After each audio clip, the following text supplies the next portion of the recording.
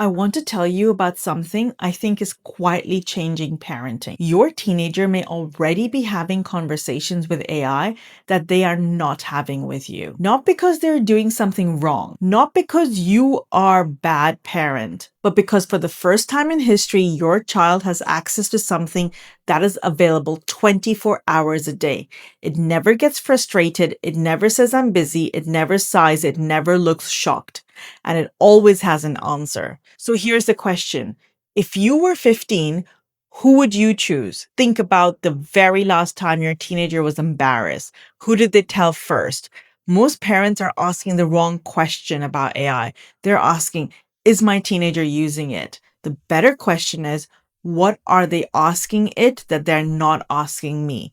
And by the end of this video, I'll give you one question you can ask your teen tonight that tells you more than checking their phone ever will.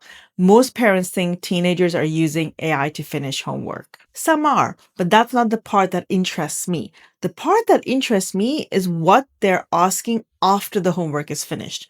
Questions about friendships, relationships, body image, anxiety, sex, arguments at home, things they think are too embarrassing to say out loud. Every generation has had those questions. The difference today is that teenagers don't have to sit with the uncertainty anymore. They don't have to wait until tomorrow. They don't have to ask a friend. They don't have to ask a parent. They can ask something that replies in seconds. And that changes something much bigger than technology. It changes where their trust begins. I'm not here to tell you AI is the enemy. I use it. Many schools encourage it. Used well, it can be brilliant.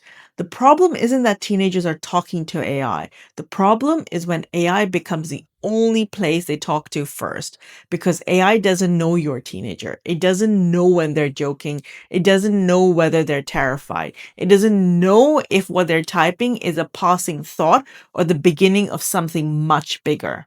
It only knows the words on the screen, and that's an important difference. At the company of parents, we spend a lot of time looking at the digital world teenagers are growing up with, not to scare parents, to understand it. And one pattern keeps appearing. It's rarely the huge life-changing questions that go to AI first. It's the tiny ones, the awkward ones, the ones that feel too embarrassing to say. Questions that begin with, is it normal if? What should I say if? Am I weird because? Those little conversations matter because trust isn't usually lost in one dramatic moment.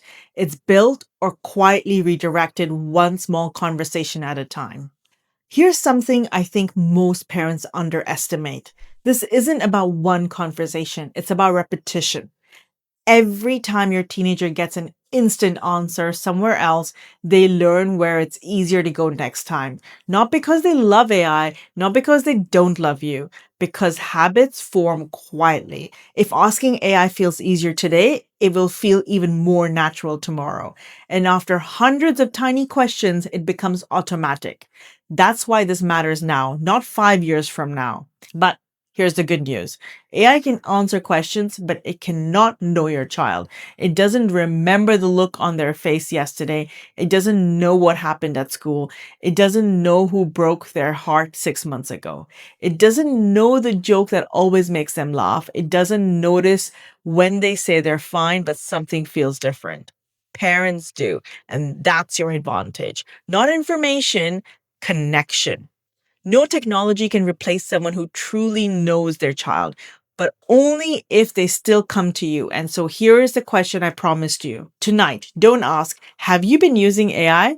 That sounds like an accusation. Ask this instead. What's the most interesting thing you have ever asked AI? There's no judgment in that question, only curiosity. And curiosity opens conversations.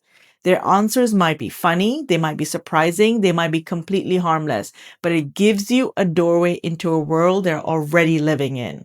And from there, you can ask, did it give you a good answer? Or would you have asked me that? Not as a trap, as a conversation. If you'd like help with exactly what to ask and what to avoid, we've put together a free guide with conversation starters, warning signs, and how to look for practical ways to stay part of your teenager's digital world. You'll find it in the description below. because this isn't really about AI.